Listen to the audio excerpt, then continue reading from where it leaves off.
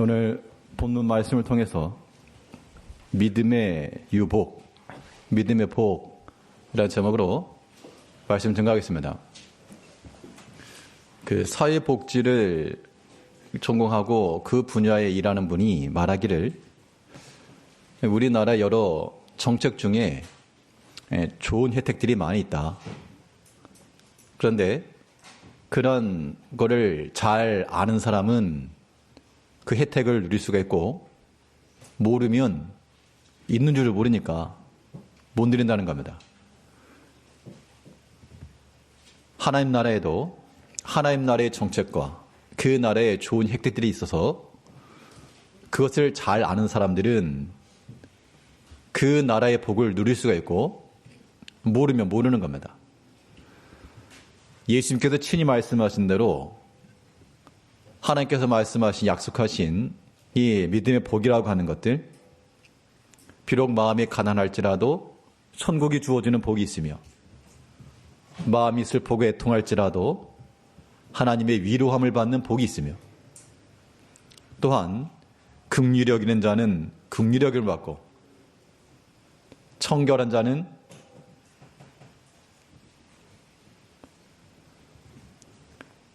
오늘 본문에서 예수님께서 하신 말씀은 화평케 하는 자가 복이 있다.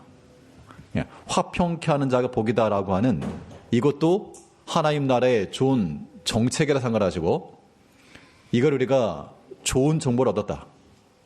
그러면 우리 마음속에 화평한 자가 되어 하나님의 아들이라 일컬어지는 복을 누릴 수 있는 우리가 되어야 되겠습니다.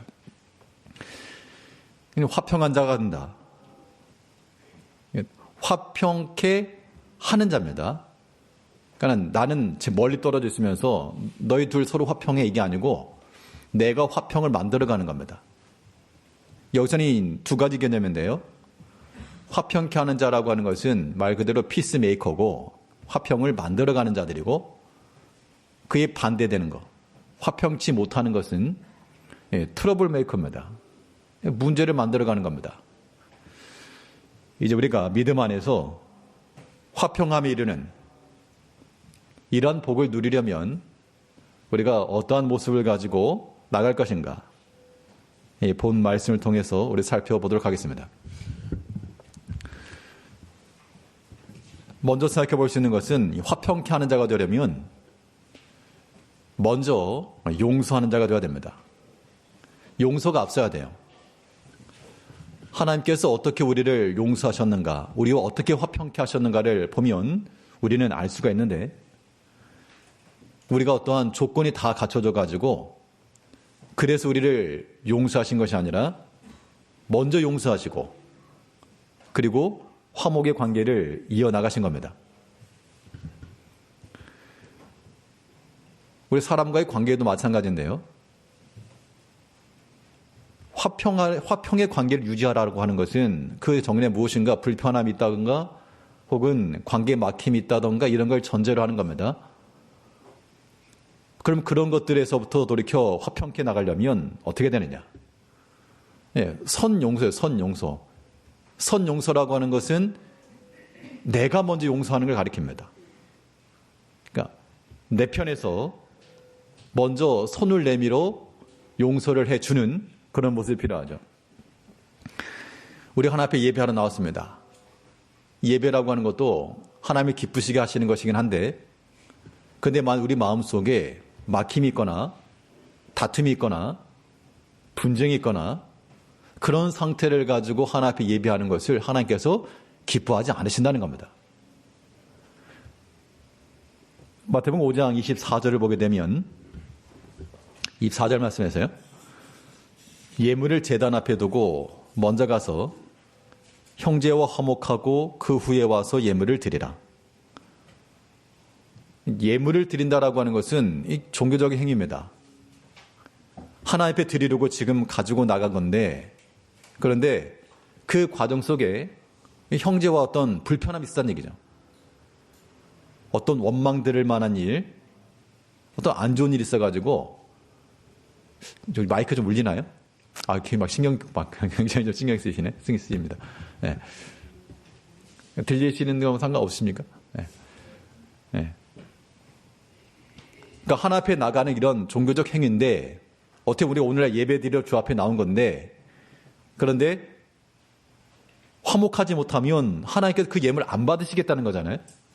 그럼 우리는 이걸 생각하셔야 됩니다. 지금 현 시점에서 우리가 지금 하나 앞에 나와서 예물을 드리며 예물이라고 하는 것은 자기 자신이 산 재물이니까요. 우리 자기 자신을 하나님 앞에 산 재물로 드리려고 하는 시점에 과연 내 마음속에 하나님과 화평이 있으며 어떤 성도들과의 화목함이 있는가?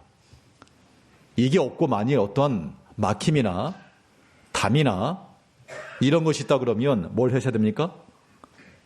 먼저 화목하고 이게 화평케 하는 자의 모습인 거죠.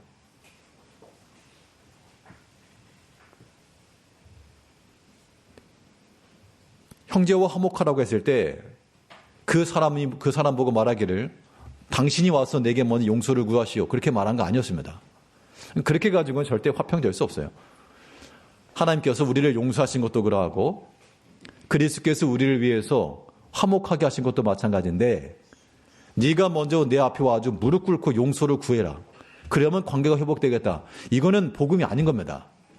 복음이 아니에요. 이런 것을 통해서는 우리가 믿는 자의 모습을 볼 수가 없는 겁니다. 믿지 않는 세계에서 그렇게 하거든요. 네가 잘못했으니까 나한테 와서 무릎을 꿇고 빌어라. 그래야지 관계가 회복된다. 아닙니다.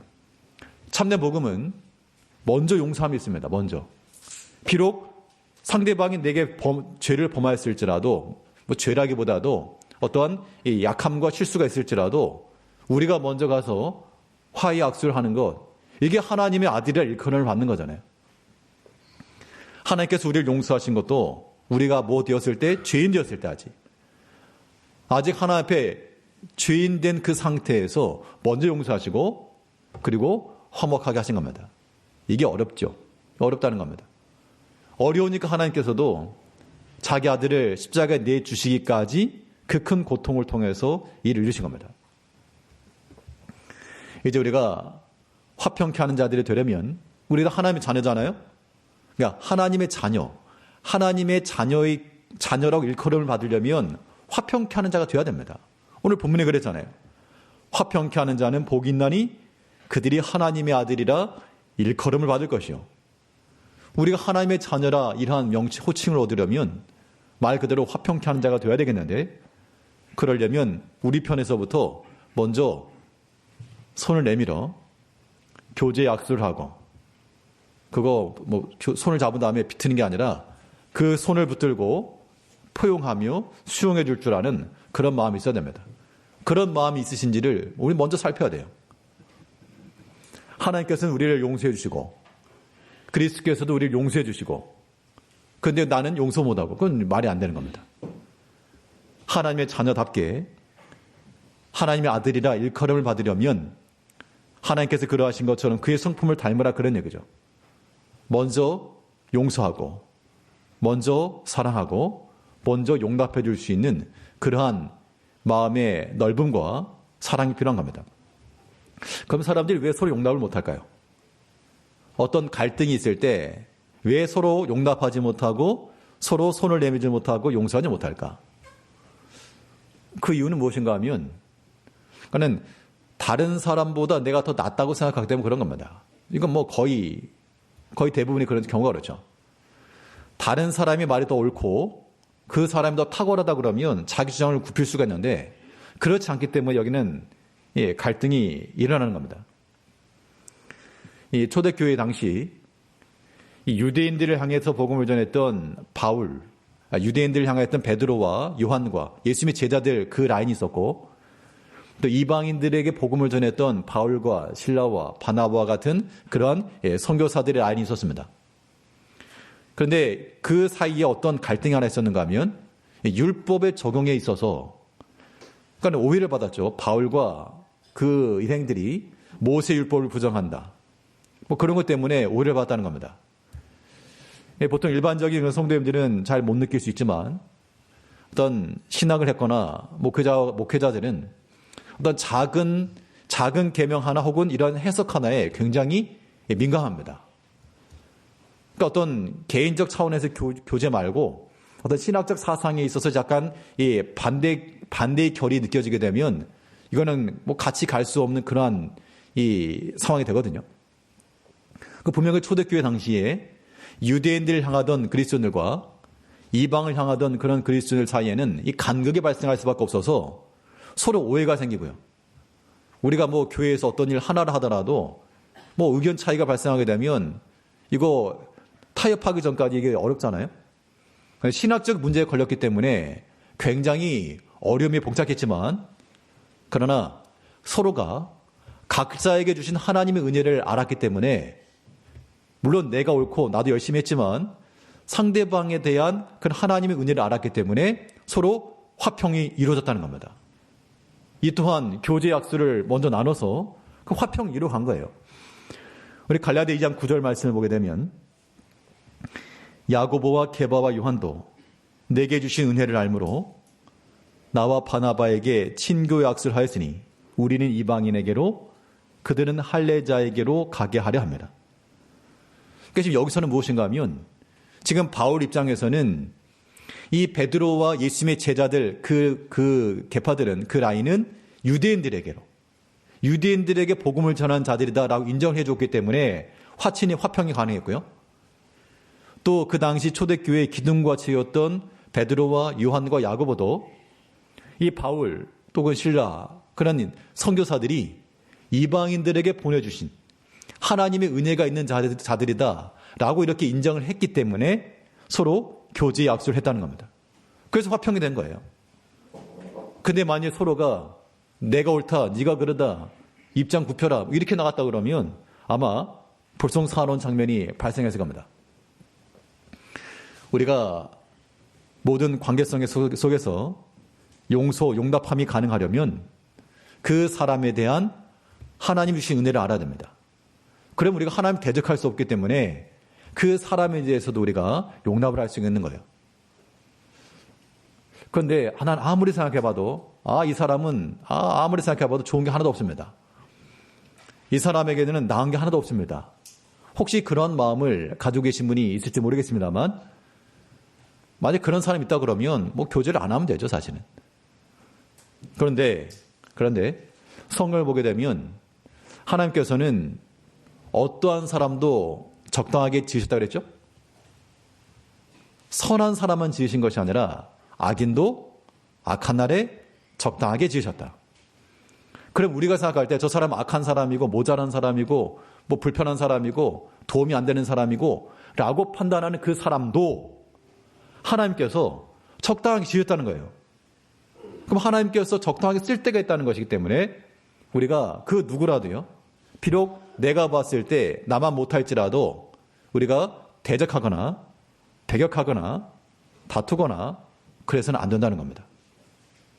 그러니까 하다못해 악한 자라도 하나님께서 적당하게 쓰신다 그랬는데 그런 면에 있어서는 우리가 서로 마음을 함께하고 손을 내밀어 줄 수 있어야 됩니다. 예수님께서는요. 가룟 유다에 대해서 가룟 유다 악한 사람이었죠. 예수님을 팔았으니까. 근데 예수님께서 가룟 유다에 대해서 어떻게 했습니까? 이 못된 것 이렇게 말씀하신 게 아니고 친구요. 내 할 일을 속해하라. 친구요. 친구요라고 불러주시면 친구요라고.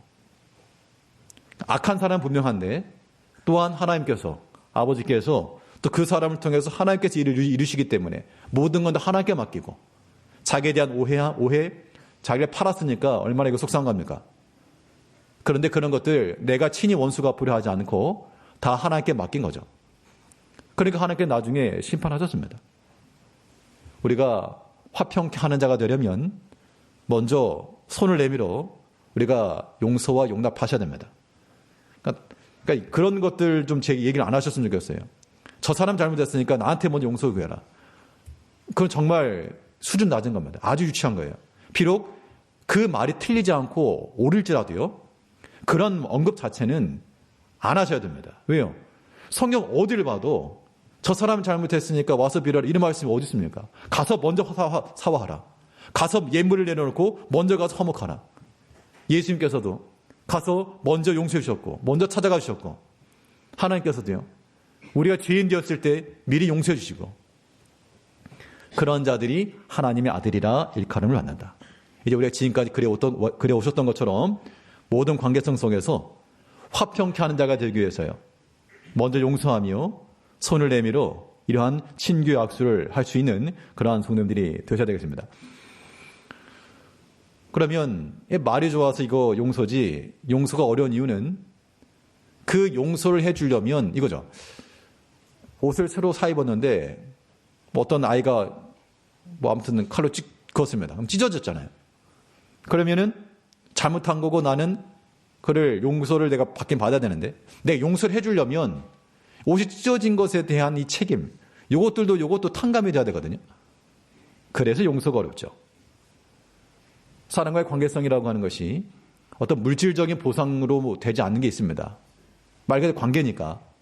때로는 어떤 말, 혹은 어떤 뭐 태도, 어떤 감정적 느낌, 이런 것들도 충분히 우리 가운데 옷을 칼로 상하게 한 것처럼 상하면 될 수 있죠.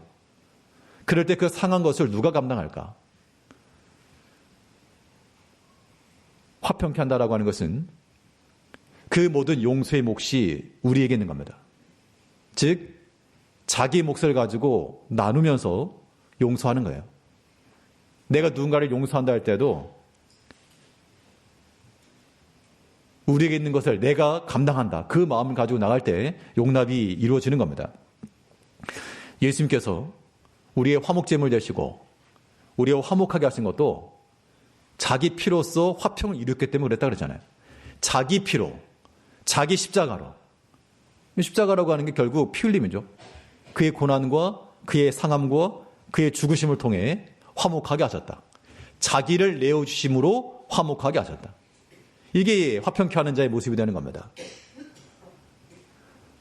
골로새 1장 20절 말씀에서는 그의 십자가의 피로 화평을 이루사 만물 곧 땅에 있는 것이나 하늘에 있는 것들이 그로 말미암아 자기와 화목하게 되기를 기뻐하심이라. 그러니까 화목하게 되는 건 좋은데 화목에 이르려면 여기에는 나의 헌신과 희생이 들어간다는 겁니다. 이런 것이 이제 잘 이루어지는 것은 만일 부모와 자녀 속에서 부모들은 보통 자녀들을 아끼고 사랑하니까 다 희생도 하시고 뭐 그걸 수고라고 여기지 않고 얼마든지 고생들 하시잖아요. 뭐 자녀들 집에 다 성인이 됐을지라도 집에 찾아가서라도 도와주기도 하고 사랑하기 때문에 그 수고라고 하는 거 내가 감당하는 겁니다. 내 몫을 나누면 아깝지 않은 거죠. 그런데 그런 사랑의 관계가 아니면 자기 걸 나누는 것에 인색한 겁니다. 그러니까 이미 사랑이 아닌 거기 때문에 화평치 못하는 것이고 하나님의 아들이라 일컬음을 받을 수가 없죠. 화평하게 하는 자가 복이 있다 그랬습니다. 예수님 비유 가운데 선한 사마리안 이야기가 나옵니다. 이 강도 만난 자를 거기서 거반 죽게 되었는데 자기 동족이었던 제사장도 그냥 지나가, 레위인도 그냥 지나가. 근데 그 당시 유대인들과는 뭐 원수와 같이 여겼던 그 사마리아 사람이 지나가다가 자기 것을 들여서 고쳐주고 또 그 주막에 들려가지고는 다 좀 치료 좀 해줘라. 내가 나중에 돌아올 건데 비용이 더 들면 내가 갚아주겠다. 이건 예수님 상징이죠.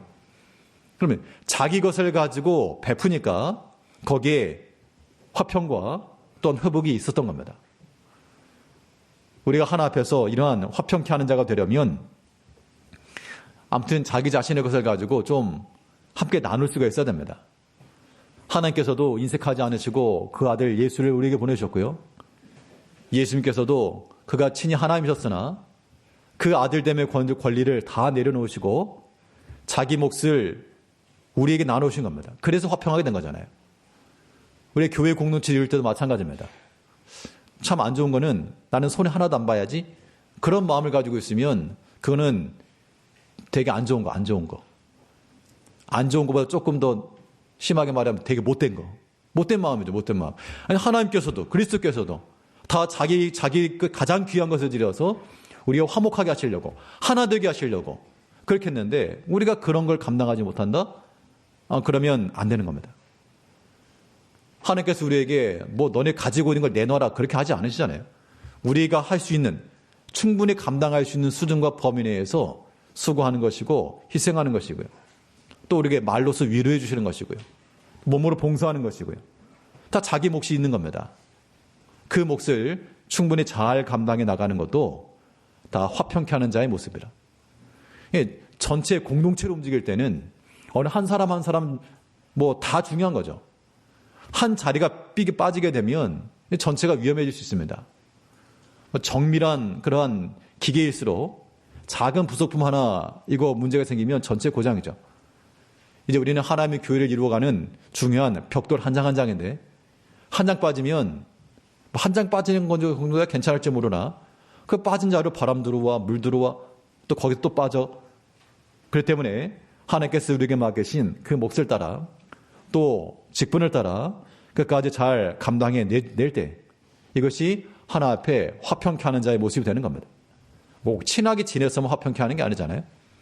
하나님께서 우리에게 맡기신 것을 가지고 잘 감당하고 또 나에게 주신 것을 하나도 풀어서 섬길 수 있다라고 하는 거 이거 하나님의 아들의 모습이 되는 겁니다.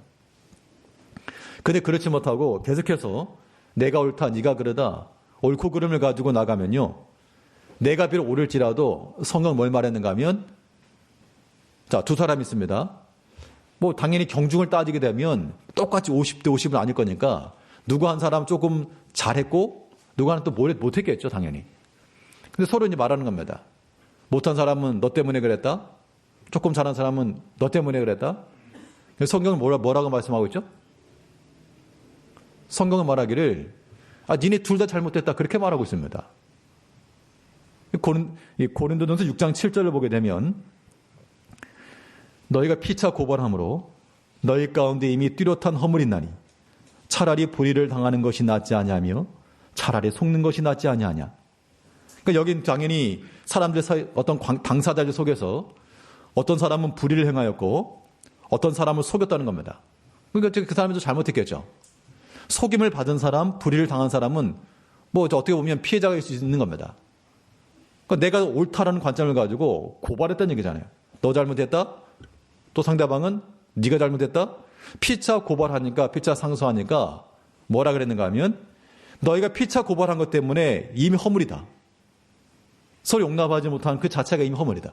그러니까 내가 속임을 받고 허물 당한 것도 서러운데 똑같이 그렇게 대하다 보니까 뭐 이런 평가까지 받는 거잖아요. 그러니까 우리가 어떠한 일에 대해서든 서로 간의 분쟁과 다툼으로 끝나지 마시고 먼저 용서와 용납과 자기 편에서 먼저 품어줄 수 있는 그런 마음을 가져야 됩니다. 이런 것이 차라리 더 낫지 아니하냐. 차라리 더 낫지 아니하냐. 하나님께서 우리 각자에게 다들 주시는 말씀인 줄 알고 그거다 하나님과 화평이요. 또한 가정 내에서 뭐 가족 구성원들과도 화평이며 교회에서는 교회 구성원들과도 화평이고 또한 개개인의 모든 삶의 자리에서도 화평함을 이뤄가야지 피스메이커가 돼야지 아주 트러블메이커가 돼가지고 나 때문에 일이 안 되고 나 때문에 막히고 나 때문에 다툼이 일어나고 그것은 하나님이 기뻐하실 리가 없습니다. 도리어 우리는 하나님께서 성령이 하나 되게 하신 걸 힘써 지켜라. 하나 되게 했는 걸 왜 자꾸 풀라 그러냐. 힘써 지켜라. 모든 걸 다 하나님께 맡기고 우리가 할 수 있는 일들은 먼저 용서하여 그리스도께서 보이신 그 용서의 은혜를 가지고 화평함에 이룰 수 있는 우리 모든 성도님들이 되셔야 되겠습니다. 용서했으면 그 이후에 나와야 될 거 화평케 하는 자가 되려면 선 용서면요. 그 다음에 단계는 길이 참는 겁니다. 후 인내. 하나님께서 우리를 용서하신 것도 그냥 한 번 눈 딱 감아주신 것이 아니라 길이 참으셨다. 우리가 인내함을 통하여서도 이거 화평하는 겁니다. 그러려면 어떻게 되느냐. 내 마음 속에서 일어난 분, 내 마음 속에서 요동하는 이 노, 이것을 잘 다스려가야 됩니다. 우리 마음, 분노하는 마음을 잘 다스려가는 것이 인내하는 것이요. 이것이 또한 화평케 하는 자의 모습이 되는 겁니다. 로마서 3장 25절 말씀에서는 이는 하나님께서 길이 참으시는 중에 전에 지은 죄를 간과하심으로 자기의 의로우심을 나타내려 하심이니. 자, 그러니까 우리 신앙생활이 뭡니까? 하나님 마음을 알아가는 거잖아요. 하나님 닮아가는 거잖아요. 거기에 동의하지 않는 분 없으시겠죠? 하나님의 마음을 알고 하나님을 닮아가는 거 신앙생활이면 하나님께서 지금 우리와 화목하게 하시려고 로마서 3장 25절 전문을 보게 되면 화목제물 그리스도 예수를 화목제물로 세우셨으니 이는 하나님이 길이 참으시는 중에 전에 지은 죄를 간과하셨다. 하나님께서 길이 참 여기서는 길을 길게 말해. 길게. 그래, 길이 참으셨다. 그리고 오늘날 참 인내하기 어려운 때가 되었습니다. 말세 때가 되면 나타난 특징 가운데 하나가 사람들이 인내하지 못하고 온통을 풀지 아니하며 이런 거잖아요. 근데 그게 다들 우리 속에 있는 거 보니까 말세에 있는 말세인 것 같습니다. 우리가 참지 못하고 인내하지 못하고 원통함을 풀지 아니하고 그런데 우리의 믿는 바 하나님은 우리가 지었던 죄를 다 간과하시고 그러니까 덮어주셨다 그런 얘기입니다. 덮어주셨다. 근데 우리는 그 정반대잖아요. 하나님은 길이 참으시면서 우리의 죄를 덮어주시는데 우리는 어떻게 하죠? 덮여있던 거 들춰내가지고 여기도 죄 있네. 여기도 죄 있네. 근데 그런 것이 틀린 말이 아닌데 과연 하나님께 기뻐하실까? 내 마음에 부족함이 있을지 모르죠. 왜냐하면 나는 의로우니까. 내 믿음과 지식을 가지고 나는 얘기했으니까요. 그런데 그게 과연 화평케 하는 자의 모습일까? 그렇지 않습니다. 성경적 증거를 얻을 수가 없어요. 화평케 한다라고 하는 것은 길이 참는 겁니다. 길이 참는 거예요. 길이. 오래 참는 거.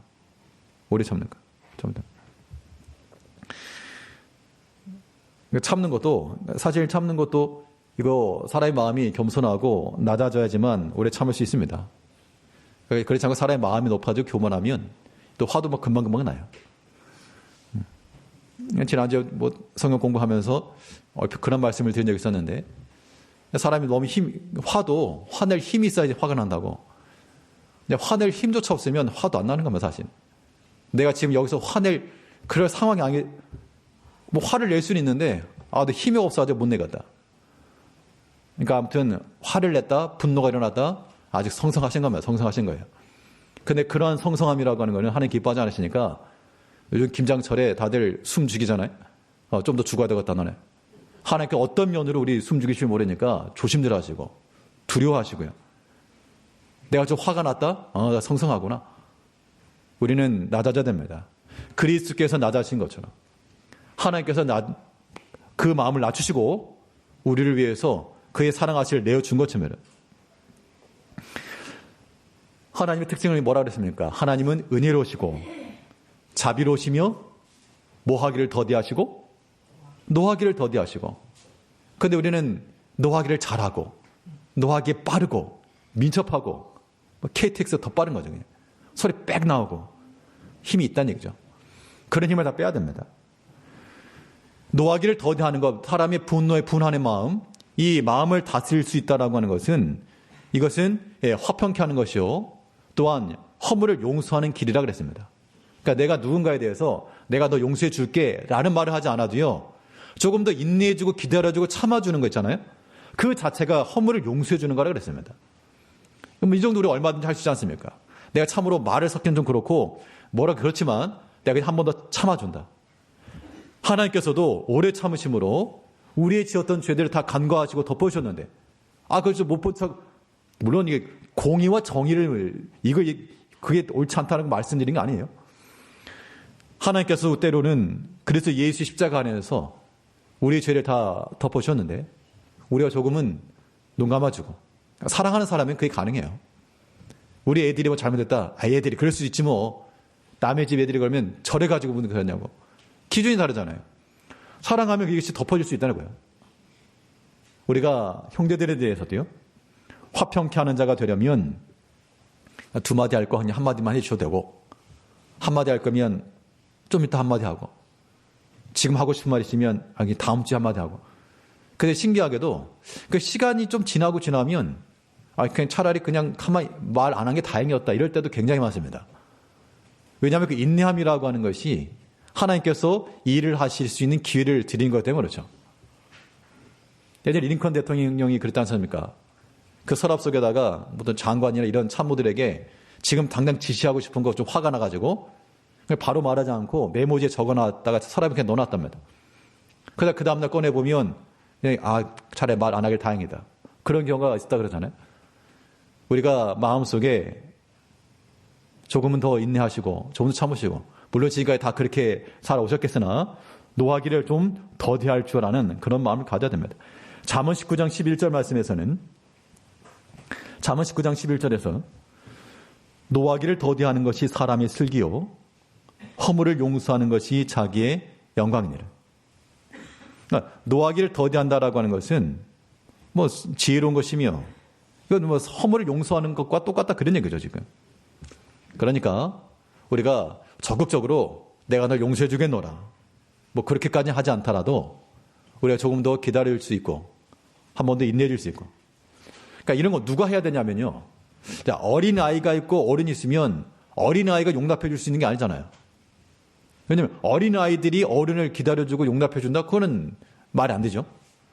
그러면 우리가 똑같은 이치를 놓고 보면 하나님께서도 하나님은 어른이고 우리는 애들이니까 하나님께서 우리에게 맞추신 것처럼 교회 내에서는 믿음이 있는 분들이 믿음이 약한 자들을 좀 맞춰줄 필요가 있죠.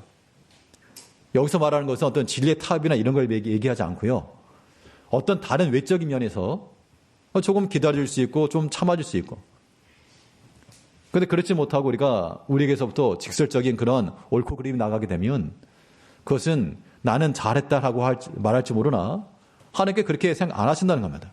그렇지 하지 마시고 모든 면에 있어서 노하기를 더디하여. 사람의 성내는 것이 하나님의 의를 이루지 못한다 그랬습니다. 그것이 아무리 훌륭하고 좋은 일이라도 항상 서로 간에 같은 마음을 가지고 서로 간에 화해하는 마음을 가지고 소통하는 마음을 가지고 서로 내가 한 발 뒤로 물러서야지 그 화친이 일어나는 거잖아요. 아까 베드로와 바울이 서로 화친한 것도 내가 옳다 네가 옳다 그랬으면 그거 계속 다퉜을 것인데 서로에게 주신 은혜를 알았기 때문에 내게 주신 하나님 은혜를 그들이 알았기 때문에 화친을 악수를 했고 우리도 저들은 유대인들에게 보낸 하나님의 사람들이라는 걸 인정을 했기 때문에 화친이 된 겁니다. 그렇게 해서 우리가 서로 간에 피차간 서로 화평하며 노하기를 더디해 나가야 됩니다. 그러니까 좀 화가 날지만 해도 이게 참 쉽지 않긴 한데 이거 우리 하나 앞에서 화평케 하는 자가 복이 있다 그랬으니까 우리 성경 믿는 자들이잖아요. 화평케 하는 자가 복이 있다. 내가 좀 참으면 그건 나한테 복이다. 그런 마음을 가지고 잘 인내하고 참아내시기 바랍니다. 그러면 왜 우리가 인내해야 될까? 내가 속이 터져 죽겠는데 왜 인내를 할까? 내가 답답해 죽겠는데 왜 참아야 되는가? 그거잖아요. 인내의 이유는 하나님께서 우리에게 더 좋은 은총을 준비해 주실 것이기 때문에 그렇습니다. 하나님 믿는 백성들이 우리는 내가 지금 이렇게 나서지 않아도 하나님께서 얼마든지 역사하시고 만사가 하나님께 있으니까 하나님께서 내게 인내하는 그 백성의 마음속에 더 좋은 것으로 능히 채워줄 수 있다. 이걸 믿으면 우리는 뭐 할 수 있다?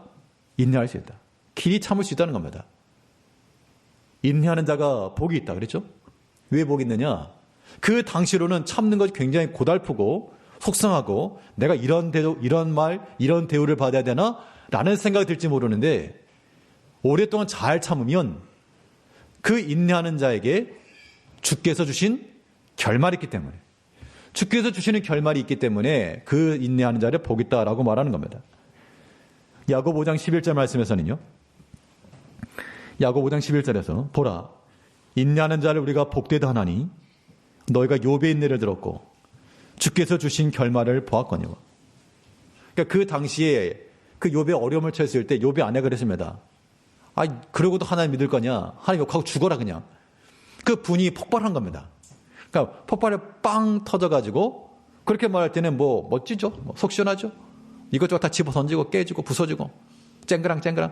그런데 그 당시로는 그런 말을 듣고 있는 게 얼마나 고역입니까? 개인의 몸도 그러고 마음도 그러고 자기도 속상한데 옆에서 그런 말 들으니 완전히 바닥을 치는 거죠. 그런데 그 당시에 욥의 말은 어리석은 자와 같이 하나님을 원망하지 않고 도리어 하나님은 경배받으실 자라. 참 이렇게 인내하고 나가니까 하나님께서 갑절의 은혜를 주었다. 그 결말이라고 하는 건 뒤에 가야 얻는 거잖아요. 우리가 더 좋은 걸 얻으려 하면 더 좋은 게 있는 걸 아는 사람은 기다릴 수 있는 겁니다. 음식점에 가도요. 처음에 어떤 빵 같은 게 나와가지고 좋다고 막 먹어대면 그 다음에 본 요리 나오면 배불러서 못 먹는 겁니다. 나중에 더 좋은 거 나온다고 생각하는 사람은 그냥 조금 먹고 기다리는 거죠. 분명 우리 인생의 삶 가운데서 내게 유익한 것과 복된 것을 주실 이는 하나님이십니다. 그렇기 때문에 그 하나님을 믿기 때문에 우리가 때로 어떤 일들 가운데서도 화평을 유지하며, 왜요? 화평케 하는 자가 복이 있다 그랬으니까 단순해요. 화평케 하는 자가 복이 있다. 예수님께서 친히 그의 입을 열어 말씀하신 거기 때문에 내가 지금 이 시점에서 이 상황 가운데서 내 마음에 지금 격동함이 일어나고 분이 일어나서 지금 목구멍까지 지금 이 분이 차올랐지만 화평케 하는 자가 복이 있다 그랬으니까 내가 조금 인내하고 하나님께서 오래 참으신 것처럼 나 또한 좀 한 번 더 참고, 그런 자들은 그 인내하는 자의 복, 주께서 주신 그 아름다운 결말이 있을 것이기 때문에 우리가 기대할 수가 있다. 인내함이라고 하는 것도 믿음이 좋아서도 하지만요. 그러니까 현실적 감각이 뛰어나 할 수 있는 겁니다. 믿음 생활이 그냥 믿음의 성경 많이 알고 경건해서만 아니라 또 계산이 정말 빨라야 됩니다. 세상 기준보다 더 계산이 빨라야 돼요. 믿지 않는 사람들보다 더 확실한 계산이 서야지만 믿음 가운데 갈 수 있는 겁니다. 그래야지만 하나님의 말씀 가운데 말아 화평케 하는 자 복이 있다 하지 않았는가. 이 말씀을 의지해서 더 좋은 거 주신다. 예수님께도 그러셨죠. 예수님이 왜 십자가 참으셨다 그랬습니까? 얼마나 부끄러운 겁니까? 자기 부정이고 수치스러운 거고 제자들 다 보고 있는 데서 그 앞에 있는 즐거움을 위해서 십자가 참았다 그랬잖아요. 십자가 넘어 있는 즐거움을 위해서 십자가의 그 부끄러움을 개의치 않으셨다. 이런 인내와 이런 모든 수고가 주께서 주신, 하나님께서 우리에게 주시는 결말로 보응될 것을 믿으시고, 그러니까 참으면 참을수록 더 많이 쌓인다라고 생각하시면 되는 겁니다. 내가 한 번 인내하면 인내할수록 더 많이 쌓인다. 화평케 하는 자가 복이 있다고 그랬습니다. 그 이유는 화평케 하는 자는 그리스도 예수께서 우리와 하나님을 화평하게 하신 것처럼 하나님의 아들이라 일컬음을 받게 하기 때문에 그렇습니다. 하나님을 닮아서 또 그리스도 예수를 따라 우리가 먼저 용납하며 먼저 손을 내밀어주며 하나님 오래 참으신 것처럼 노하는 마음을 더디하시고 길이 참음으로 하나님께 주신 좋은 결말을 다 받아 누리시는 성도님들이 되시기를 바라겠습니다. 기도하겠습니다. 우리를 변함없이 사랑하신 아버지 하나님, 우리가 아직 죄인되었을 때 하나님께서 우리를 향한 사랑을 확증하사 그리스도 예수를 보내주셨고